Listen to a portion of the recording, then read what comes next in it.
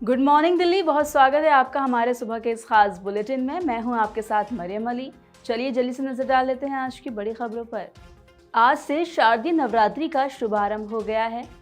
मां दुर्गा के पहले स्वरूप मां शैलपुत्री की पूजा कैसे की जाए, क्या सही विधि है, जान लेते हैं।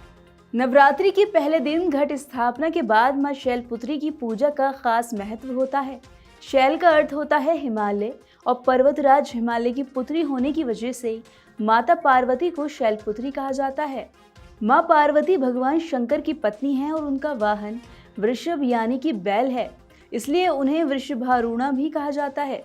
मान्यता है कि जो कोई भी श्रद्धा और विधि विधान से माँ शैलपुत्री की पूजा करता है, उसकी सभी मनोकामनाएं पूरी हो जाती हैं और उसे हर प्रकार के कष्ट से मुक्ति मिल जाती है। बता दें कि मां शैलपुत्री की पूजा करने वाले और नवरात्रि के पहले दिन का व्रत करने वाले उपासकों के जीवन में हर प्रकार के कष्ट दूर हो जाते हैं और विपत्ति काल में मां उनकी रक्षा करती है।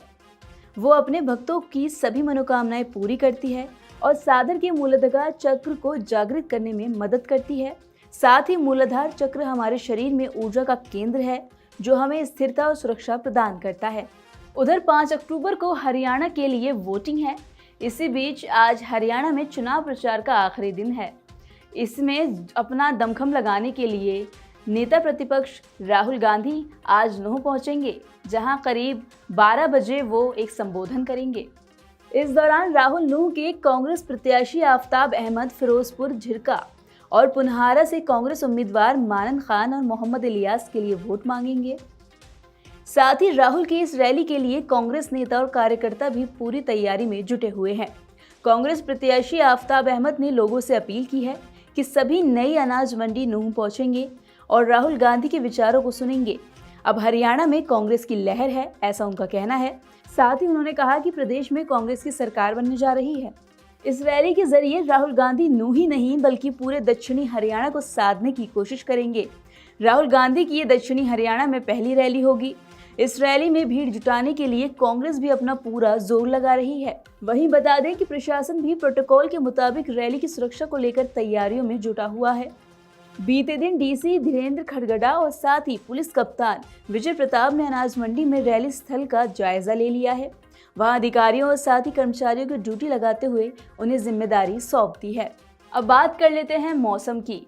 बीते कई दिनों से दिल्ली एनसीआर में काफी गर्मी पड़ रही है। इसी के साथ लोगों को उमस का भी एहसास हो रहा है। हर किसी का इंतजार है कि बारिश कब होगी, लेकिन मौसम विभाग का अनुमान है कि अभी तो फिलहाल बारिश की कोई उम्मीद नहीं है, क्योंकि अधिकतम तापमान भी लगातार 30 से ऊपर यानी 35 या 32 के आसपास ही बना हुआ है। अब आने वाले दिनों में क्या हाल रहेगा मौसम का, जानते हैं। आसमान साफ होने और दिन भर खिली धूप के बाद बुधवार को दिल्ली का अधिकतम तापमान 37.2 डिग्री पहुंच गया। वहीं उसका न्यूनतम तापमान 26.2 डिग्री रहा। हवा में नमी का स्तर 92 से 41% तक दर्ज किया गया।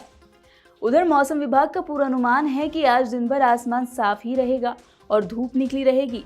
अधिकतम तापमान की बात करें तो वो 36 डिग्री और न्यूनतम तापमान 26 डिग्री पर बना रहेगा। दूसरी तरफ दिल्ली की हवा में प्रदूषण कणों का स्तर धीरे धीरे लगातार बढ़ रहा है।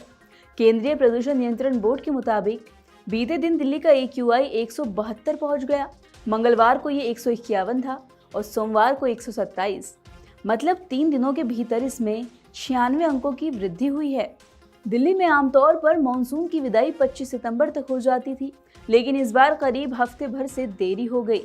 इस बार दिल्ली में मानसून सीजन में सामान्य 640.3 मिलीमीटर की तुलना में 1029.9 मिलीमीटर बारिश दर्ज की गई है। बीते दिन हमने आपको बताया था कि ईरान ने इजराइल पे करीब 200 मिसाइलें दागी थी, जिसके जवाब में आज सुबह इजराइल ने हिजबुल्लाह के ठिकानों पर हमला साध दिया है। उन्होंने वहां पे मिसाइलें साधी हैं, जिसके बाद वहां आग लग चुकी है।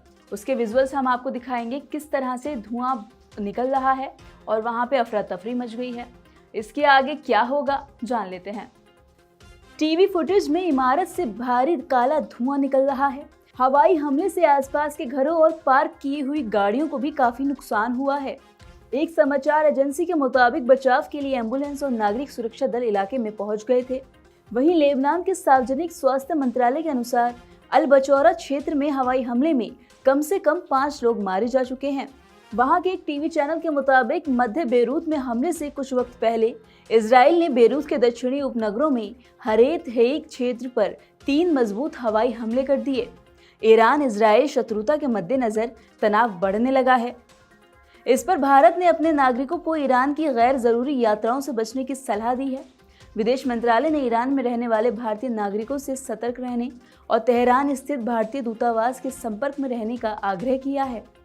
साथ ही बता दें कि राष्ट्रपति जो बाइडेन ने कह दिया है कि ईरान के परमाणु स्थलों पर हमले का अमेरिका का वो समर्थन नहीं करता है, लेकिन इजराइल को जवाबी हमले का पूरा अधिकार है।